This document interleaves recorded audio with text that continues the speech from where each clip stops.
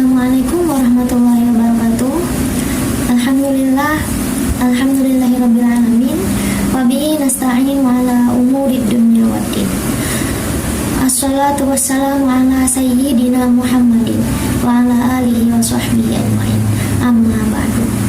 Pada yang terhormat dosen pengampu mata kuliah metodologi studi Islam, tidak lupa juga kepada teman-teman yang saya cintai.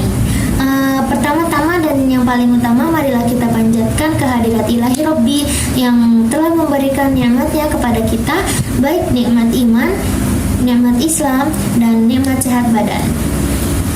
Sholawat beserta salam, marilah kita panjatkan kepada junjungan Nabi besar kita, yakni Nabi Muhammad SAW. Baiklah, langsung saja perkenalkan, saya Khofifah Julianti dari jurusan Ekonomi Syariah Fakultas Ekonomi dan Bisnis Islam. Pada hari ini saya akan mempresentasikan tentang misi Islam. Langsung saja, apa sih misi Islam itu? Misi Islam adalah untuk memakmurkan dan menciptakan kesejahteraan di muka bumi. Misi Islam ini sinambung dan berkelanjutan sejak risalah pertama dari Nabi Adam alaihissalam hingga Nabi Muhammad SAW. Allah menginginkan agar umat manusia makmur di muka bumi dengan nilai-nilai mulia. Kemudian untuk menunjukkan bahwa Islam sebagai pembawa rahmat dapat dilihat dari pengertian Islam itu sendiri. Kata Islam, makna aslinya masuk dalam perdamaian, dan orang muslim ialah orang yang damai dengan Allah, damai dengan Allah, damai dengan manusia. Damai dengan Allah di sini artinya berserah diri sepenuhnya kepada kehendak Allah, dan damai dengan manusia bukan saja berarti menyingkir dari perbuatan jahat,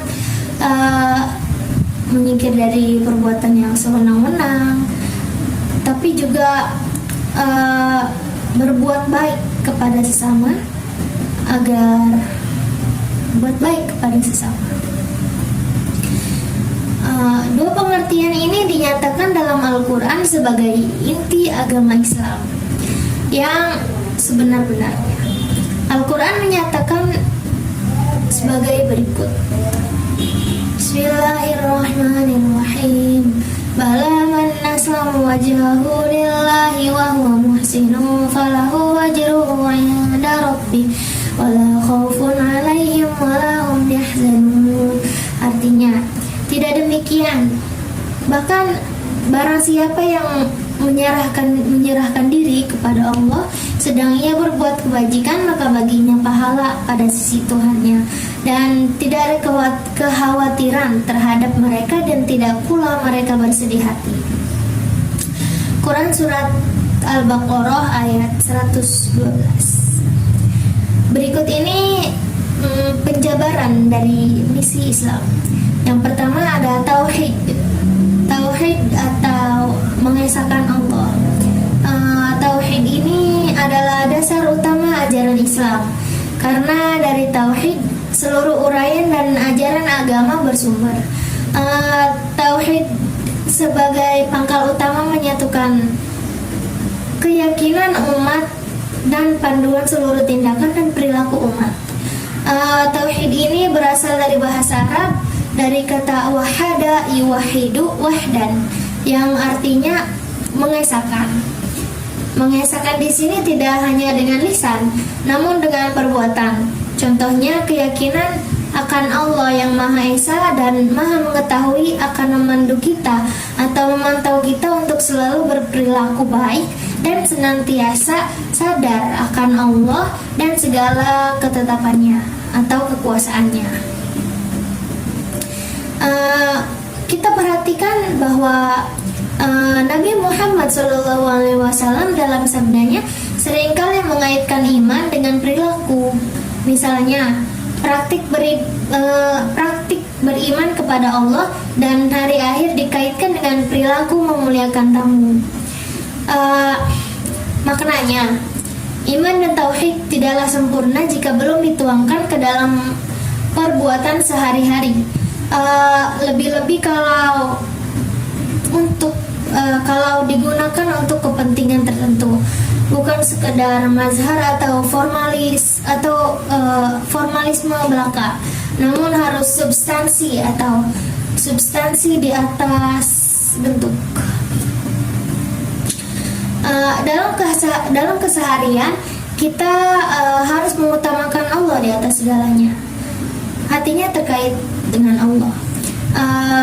Jika Allah tidak diutamakan, maka berpotensi syirik sikap, atau misal menunda-nunda sholat tanpa alasan syar'i, sementara sigap jika dia dipanggil oleh atasannya.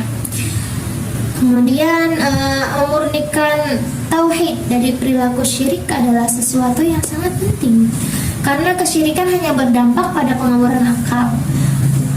Memang dalam Islam dikenal kasyaf atau keterkuakan rahasia Allah, dan ini hanya diberikan terbatas dan hanya kepada orang-orang pilihan Allah.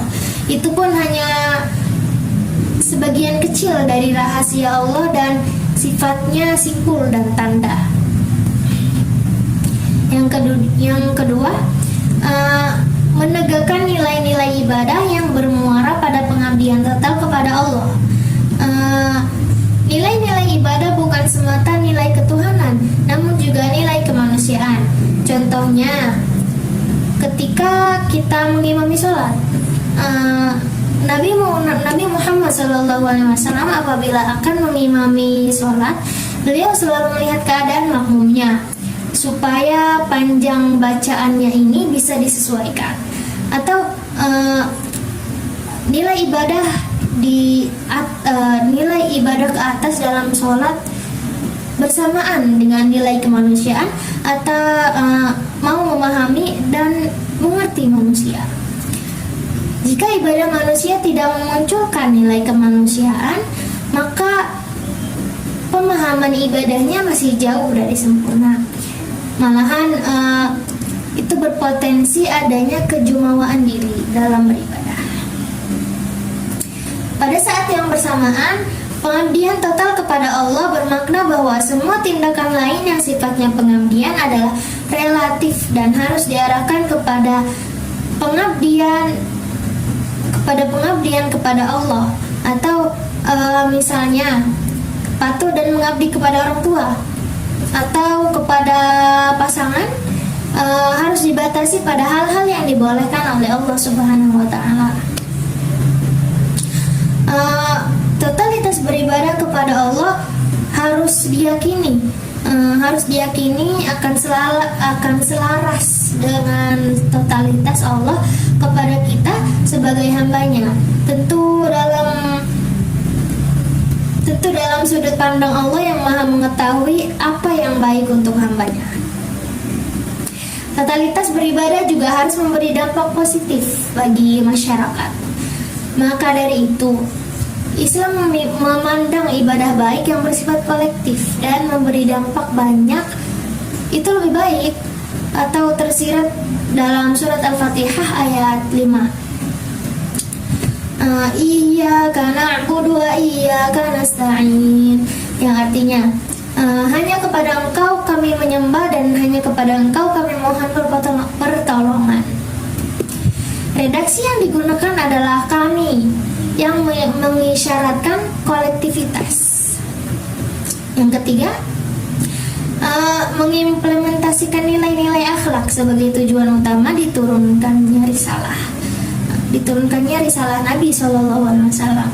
Nabi Muhammad SAW bersabda, "Sesungguhnya aku diutus hanyalah untuk menyempurnakan akhlak."